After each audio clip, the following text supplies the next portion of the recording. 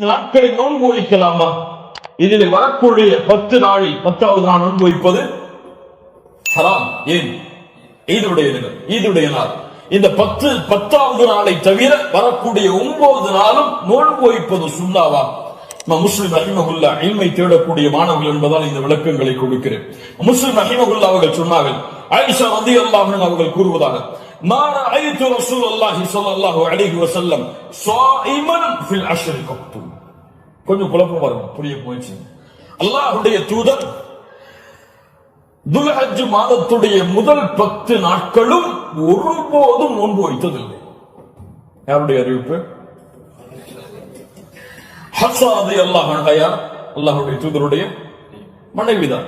Nasai போன்ற கிரந்தங்களில் சஹீஹான அறிவிப்பாக பதிவு செய்யப்படுகிறது, லம் யத ரசூலுல்லாஹி ஸல்லல்லாஹு அலைஹி வஸல்லம் சியாம திஸ்இல் ஹிஜ்ஜா. அல்லாஹ்வுடைய தூதர் ஸல்லல்லாஹு அலைஹி வஸல்லம் துல்ஹஜ் மாதத்துடைய முதல் 9 நாளும் எப்போதும் நோன்பை விட்டதில்லை. ஒரு ஹதீஸ் என்ன சொல்கிறது? இப்ப இரண்டுக்கும் முரண்பாடு வருகிறது, இரண்டையும் மறுத்து விடலாமா? இப்போ உலமாக்கள் இரண்டையும் எப்படி சேர்த்து புரிவது என்பதை சொல்லுகிறார். இல்மை புரிந்து கொள்வதனுடைய அடிப்படை எப்படி இரண்டையும் சேர்த்து பார்ப்பது? ஆயிஷா ரலியல்லாஹு அன்ஹா சொல்கிறார்கள், முதல் இரண்டு அடிப்படைகள் புரிவது. முதல் அடிப்படை, ஆயிஷா ரலியல்லாஹு அன்ஹா என்ன சொல்கிறார்கள்? அல்லாஹ்வுடைய தூதர் 10 நாளும் துல்ஹஜ் மாதத்திலே நோன்பு வைத்ததில்லை. ஏன் 10 நாளும் ஒருவரால் நோன்பு வைக்க முடியாது? ஏன்? 10ஆம் நாளில் ஈத் வருகிறது. அதனால் அல்லாஹ்வுடைய தூதர் 10 நாளும் என்று சேர்த்து சொல்கிறார்களே தவிர முதல் 9 நோன்பு வைக்கவில்லை என்று ஆயிஷா ரலியல்லாஹு அன்ஹா சொல்லவில்லை. 10 நாளும் சேர்த்து நோன்பு வைக்கவில்லை என்று ஆயிஷா ரலியல்லாஹு அன்ஹா சொல்கிறார்கள் என்று புரிந்தால் இது சிறந்தது. அப்படியும் இல்லை என்றால் ஹதீஸ் கலையிலே ஒரு சட்டம் இருக்கிறது, கவுலுல் முஸ்பித் முகத்தமுன் அலா கவுலின் நாஃபி. மறுக்கக்கூடியவருடைய சொல்லை விட உறுதிப்படுத்தக்கூடியவருடைய சொல்லுக்கு பலம் அதிகம். மறுப்பவர் மறதியில் மறுக்கலாம், அல்லது உறுதிப்படுத்துபவர் மறதியிலோ அல்லது இட்டுக்கட்டப்பட்ட நிலையிலோ உறுதிப்படுத்த மாட்டார். ஒன்று பார்க்காமல் இருக்கலாம், அல்லாஹ்வுடைய தூதருடைய வாழ்வில் அவர்கள் அதை பார்க்காமல் இருக்கலாம். அந்த நாளில் அல்லாஹ்வுடைய தூதர் ஆயிஷா ரலியல்லாஹு அன்ஹாவோடு இல்லாமல் இருந்திருக்கலாம். ஆனால் ஹப்ஸா ரலியல்லாஹு அன்ஹா உறுதிப்படுத்துகிறார்கள். உறுதிப்படுத்துபவர் மனதையில் உறுதிப்படுத்த முடியாது, உறுதிப்படுத்துபவர் பார்க்காமல் உறுதிப்படுத்த முடியாது. அதனால் இந்த சட்டத்தின் அடிப்படையிலும் அல்லாஹ்வுடைய தூதர் 9 நாள் நோன்பு வைத்தார்கள் என்ற ஹதீஸ் தான் உயர்ந்த தரமுடையது என்று ஹதீஸ் கலையுடைய அறிஞர்கள் விளக்கம் சொல்கிறார்கள். அதனால் சட்டம் என்னவென்றால் 9 நாளும் நோன்பு வைப்பது சுன்னா. யாருக்கு இயலுமோ யாருக்கு முடியுமோ அவர்கள் துல்ஹஜ் மாதத்துடைய முதல் 9 நாட்களும் நோன்பு வைப்பது சுன்னா. 10வது நாள் நோன்பு வைப்பது ஹராம். நோன்புடைய சிறப்புகளை பற்றி நமக்கு தெரியும். அல்லாஹ்வுடைய பாதையில் ஒருவர் அல்லாஹ்வுடைய முகத்தை நாடி ஒரு நாள் நோன்பு வைத்தால் பஅதல்லாஹு வஜ்ஹஹு அனின் நாரி 70 ഖരീஃபா. ഖരീஃபா என்றால் ஆம். அல்லாஹ்வுடைய தூதர் ஸல்லல்லாஹு அலைஹி வஸல்லம் சொன்னார்கள், அல்லாஹ்வுடைய பாதையில் அல்லாஹ்வுடைய முகத்தை நாடி ஒருவர் ஒரு நாள் நோன்பு வைத்தால் அல்லாஹ் ரப்புல் ஆலமீன் அவருடைய முகத்தை நரகத்தில் இருந்து 70 ஆண்டுகள் தூரமாக்குகிறார். அல்லாஹ் அக்பர். அல்லாஹ் ரப்புல் ஆலமீன் அந்த பாக்கியத்தை நமக்கு கொடுப்பாங்க. அல்லாஹ்வுடைய தூதர் ஸல்லல்லாஹு அலைஹி வஸல்லம் துல்ஹஜ் மாதத்துடைய முதல் 10 நாட்களில் வரக்கூடிய யௌம் அரஃபா, அரஃபாவுடைய தினத்துடைய சிறப்பை பற்றி சொன்னார்கள். மா மின் யௌமின் அக்ஸர மின் அய்யுதிக அல்லாஹு ஃபீஹி அப்தன் மினன் நார் மின் யௌமி அரஃபா. அல்லாஹ் ரப்புல் ஆலமீன் அதிகமான நரக விடுதலையை கொடுக்கக்கூடிய நாள் அது அரஃபாவுடைய நாள் தான். அரஃபாவுடைய நாளில் அல்லாஹ் முதல் வானத்திற்கு வருகிறான். எப்படி வருகிறான்? ஏன் வருவான் தெரியாது. அல்லாஹ் வருவான். அவனுடைய அவன் விரும்புகின்ற முறையில் அல்லாஹ் வருவான். என்ன செய்வான்? கேட்பான், மா இவர்கள் எதை விரும்புகிறார்கள்? மா அராத ஹவுலா, இவர்கள் எதை விரும்புகிறார்கள்? வேறொரு ஹதீஸிலே அல்லாஹ் ரப்புல் ஆலமீன் அங்கே கூடியிருக்கக்கூடிய எல்லோருக்கும் அல்லாஹ் மன்னிப்பை வழங்குவான். அல்லாஹ் ரப்புல் ஆலமீன் அப்படிப்பட்ட மன்னிப்பாளர்களாக ஹஜ் செய்த நம்முடைய முஸ்லிம்களையும் மூமின்களையும் அல்லாஹ் ஆக்குவான். அல்லாஹ்வுடைய தூதர் ஸல்லல்லாஹு அலைஹி வஸல்லம் சொன்னார்கள், அரஃபாவுடைய அந்த இடத்தில் ஒன்று கூற முடியாத மூமின்களை, ஹஜ்ஜுக்கு செல்ல முடியாத மூமின்களுக்கு அல்லாஹ்வுடைய தூதர் சொன்னார்கள், ஸியாமு யௌமி அரஃபா, அரஃபாவுடைய நாளில் நோன்பு வைப்பது அவருடைய முன் சென்ற ஒரு வருடத்துடைய பாவத்திற்கும் பின் சென்ற ஒரு வருடத்துடைய பாவத்திற்கும் பாவ மன்னிப்பாக இருக்கும். அல்லாஹ் அக்பர். முன் சென்ற வருடத்துடைய ஒரு வருட பாவம் பின் சென்ற வருடத்துடைய ஒரு வருட பாவத்திற்கு மன்னிப்பாக அமையும் என்று அல்லாஹ்வுடைய தூதர் ஸல்லல்லாஹு அலைஹி வஸல்லம் சொன்னார்கள். அல்லாஹ்வுடைய தூதர் ஸல்லல்லாஹு அலைஹி வஸல்லம் சொன்னார்கள், அஃதலு துஆ துஆஉ யௌமி அரஃபா. துஆக்களில் மிக சிறந்தது அரஃபாவுடைய தினத்தில் கேட்கப்படும் துஆவாகும். அல்லாஹ்வுடைய தூதர் ஸல்லல்லாஹு அலைஹி வஸல்லம் சொல்லிவிட்டு சொன்னார்கள், நானும் எனக்கு முன்னால் சென்ற நபிமார்களும் கூறிய வார்த்தைகளில் மிக சிறந்தது எது? லா இலாஹ இல்லல்லாஹ் வஹ்தஹு லா ஷரீக லஹ். லா இலாஹ இல்லல்லாஹ் வஹ்தஹு லா ஷரீக லஹ். இதுதான் மிகச் சிறந்தது அரஃபாவுடைய தினத்தில் கேட்கப்படக்கூடிய துஆ. கண்ணியத்துக்குரியவர்களே, இந்த 10 நாட்களில் அதிகமான அமல் செய்யக்கூடிய மூமின்களாக இருப்போம்.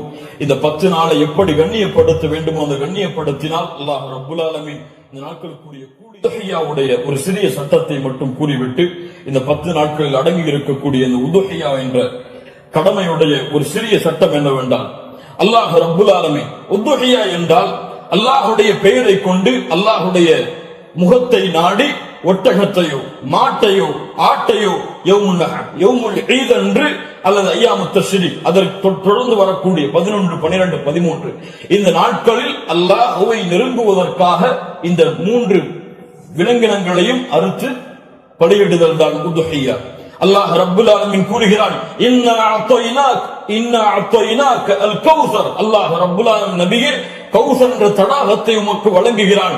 அதனால் ஃபஸல்லி லிரப்பிக வன்ஹர். அல்லாஹ்வை தொழு, அல்லாஹ்விற்கு அறுத்து பலியிடுங்கள். வன்ஹர் வஸ்ப, அல்லாஹ்விற்கு அறுத்து பலியிடுங்கள் என்று அல்லாஹ் ரப்புல் ஆலமீன் கட்டளையிடுகிறான்.